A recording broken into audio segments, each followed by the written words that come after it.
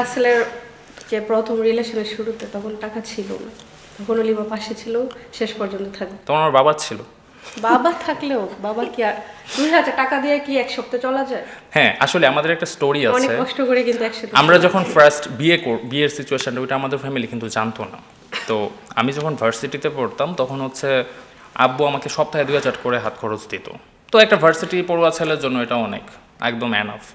কিন্তু আমি যখন তাকে বিয়ে করলাম তখন কিন্তু আলটিমেটলি এই খরচটা দিয়ে আমাকে এবং তাকে সার্ভাইভ করতে হয়েছে এবং সংসারও চালাতে হয়েছে। আমি কিন্তু প্রায় 6-7 মাস পর্যন্ত বাসায় জানাই নেই।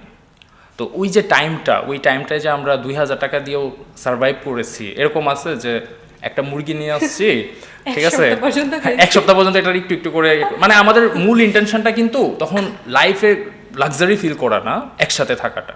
তো তখন আমরা একসাথে ছিলাম, এই যে এখন আমরা লাক্সারি ফিল করতেছি, এখনো একসাথে আছি। বিকাশ পেমেন্টে 10,000 টাকার বেশি অফার, শপিং চলছে তো।